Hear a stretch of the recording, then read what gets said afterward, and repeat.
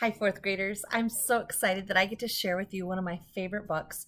This is called Cloudy with a Chance of Meatballs. A few years ago, there was some great videos that were kind of took place on the idea of what Cloudy and the Chance of Meatballs was like.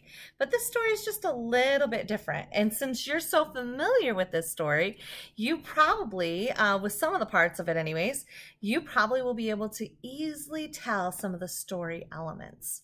So today I'm going to be reading Cloudy with a Chance of Meatballs by Judy Barrett. I want you to take a look at this cover, okay? Can you make a prediction? What do you think this book is going to be about? We have a man with an umbrella and a plate sticking out. This book is going to begin as realistic fiction. Okay, that means that it's a real element to it, but it's still a fictional story. That's a real family having breakfast together is how our story starts. The book is going to change from being that realistic fiction to fantasy, right? We can kind of get that idea of fantasy because about that raining meatball there, can't we? Listen as I read to see if you can tell when the book becomes fantasy and what elements of the story take place to make it in the fantasy genre. So we're also going to be talking about story elements, okay? Some of the things in story elements you might see would be the characters, the setting, the problem, the solution, the beginning, the middle, and the end.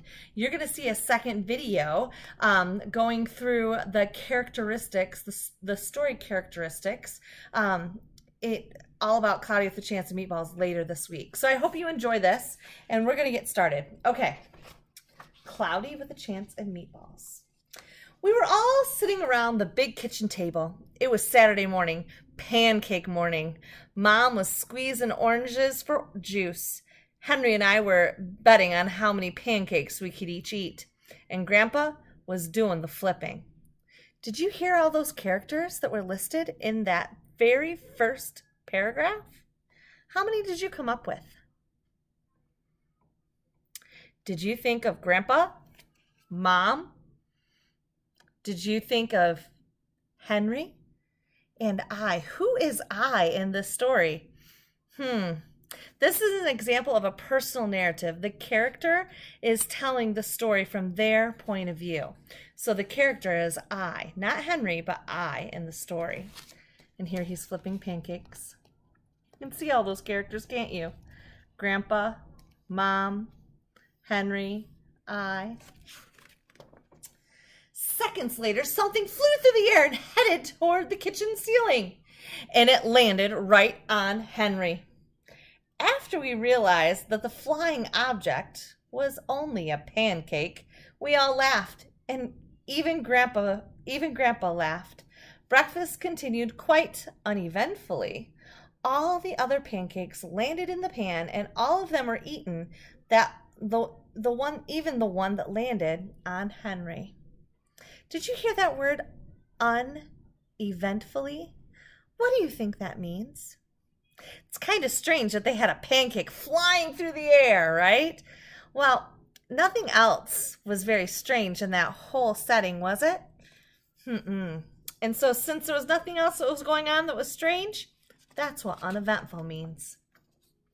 That night, touched off by the pancake incident breakfast, Grandpa told us the best tall tale bedtime story that he'd ever told.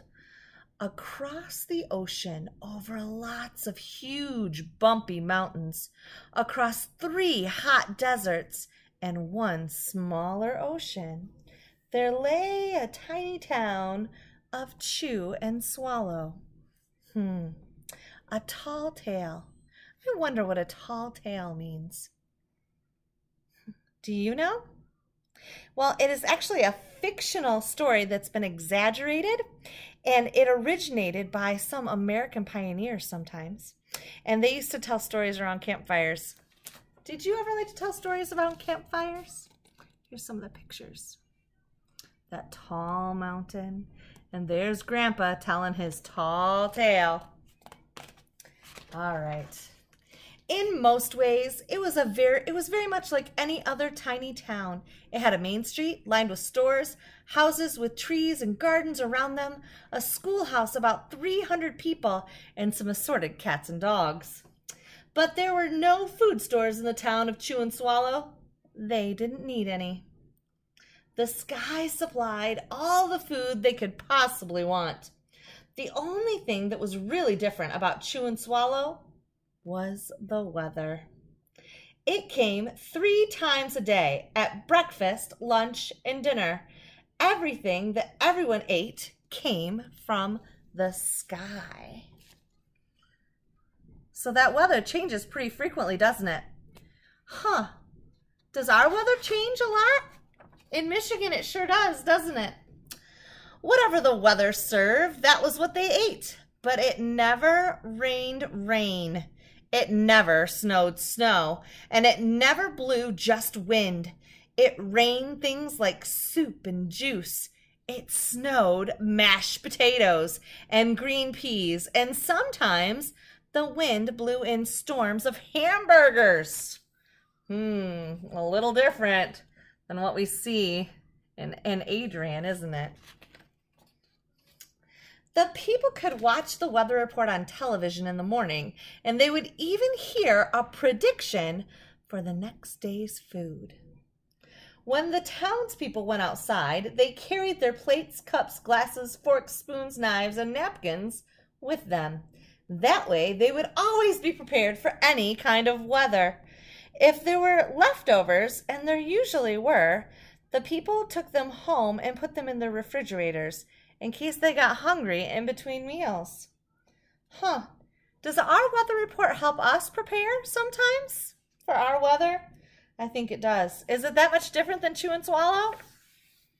The menu varied by the time they woke up in the morning. Breakfast was coming down. After a brief shower of orange juice, low clouds of sunny-side-up eggs moved in, followed by pieces of toast, butter, and jelly sprinkled down for the toast, and most of the time it rained milk afterwards. For lunch one day, frankenfurters, already in their rolls, blew in from the northwest about 5 miles an hour. There were mustard clouds nearby. The wind shifted to the east and brought in baked beans. A drizzle of soda finished off the meal. Could you imagine? Dinner one night consisted of lamb chops, becoming heavy at times, with occasional ketchup. Periods of peas and baked potatoes were followed with gradual clearing, with a wonderful jello setting in the west. The sanitation department of Chew and Swallow had a rather unusual job for a sanitation department. It had to remove the food that fell on the houses and sidewalks and lawns. The workers cleaned things up after every meal and fed all the dogs and the cats. Then they emptied some of it into the surrounding oceans for the fish and turtles and whales to eat. The rest of the food was put back into the earth so that the soil would be richer for people's flower gardens. Does that look like a sunset to you? Life for the townspeople was delicious until the weather took a turn for the worse. What is going to happen when the weather turns for the worse? Do you have a guess? One day there was nothing but gorgonzola cheese all day long. Looks like it was pretty stinky. They got clothespins on their noses. The next day there was only broccoli and it was all overcooked. And the next day there were Brussels sprouts and peanut butter with mayonnaise. Another day there was pea soup fog. No one could see where they were going, and they could barely find the rest of the meal that got stuck in the fog. Lunch one day brought 15-inch drifts of cream cheese and jelly sandwiches. Everyone ate themselves sick, and the day ended with a stomach ache. The food was getting larger and larger, and so were the portions. What's the problem in our story? Is that a problem if they get bigger and bigger? Oh, the people were getting frightened. Violent storms blew up frequently. Awful things were happening. One Tuesday, there was a hurricane of bread and rolls all day long, and into the night there were soft rolls and hard rolls, some without seeds and some with. There was white bread and rye and whole wheat toast. Most of it was larger than they had ever seen bread and rolls before. It was a terrible day. Everyone had to stay indoors. Roofs were damaged, and the sanitation department was beside itself. The mess took the workers 4 days to clean up, and the sea was full of floating rolls. To help out, the people piled up as much bread as they could in their backyards. The birds picked at it, but they just stayed there, and it got staler and staler. There was a storm of pancakes one morning and a downpour of maple syrup that nearly flooded the town. A huge pancake covered the school, and no one could get it off because of its weight, so they had to close the school. There was an awful salt and pepper wind accompanied by an even worse tomato tornado. People were sneezing themselves silly and running to avoid the tomatoes. The town was a mess. There were seeds and pulp everywhere. Do you think the townspeople are going to come up with a solution? What do you think your solution would be to all this food everywhere? The sanitation department, they gave up. The job was too big.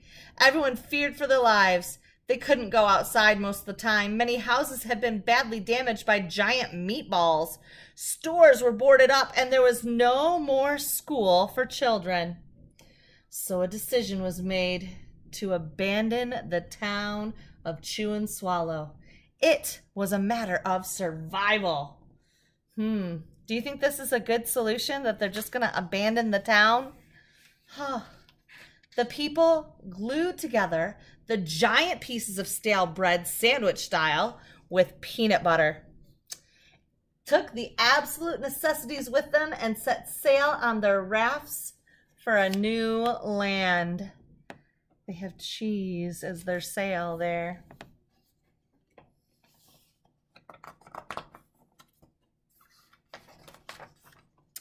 After being afloat for a week, they finally reached a small coastal town, which welcomed them. The bread had held up surprisingly well enough for them to build temporary houses for themselves out of it. The children began school again, and the adults all tried to find places for themselves in the new land. The biggest change they had to make was getting used to buying food at the supermarket. They found it odd that the food was kept on shelves, packaged in boxes, cans, and bottles. Meat that had to be cooked was kept in large refrigerators. Nothing came down from the sky except rain and snow. The clouds above their heads were not made of fried eggs, and no one ever got hit by a hamburger again. And nobody dared to go back to Chew and Swallow to find out what happened to it. They were too afraid. Henry and I were awake until the very end of Grandpa's story. I remember his goodnight kiss. The next morning, we woke up to see snow falling outside our window. We ran downstairs for breakfast and ate it a little faster than usual so that we could go sledding with Grandpa. It's funny, but even as we were sledding down the hill, we thought we saw a giant pat of butter at the top. We could almost smell the mashed potatoes. So how does that illustrator show that the tall tale has ended? What do you think? What did the illustrator do? Do you see the little wave right there? Grandpa waving goodbye? Could that be what the illustrator did?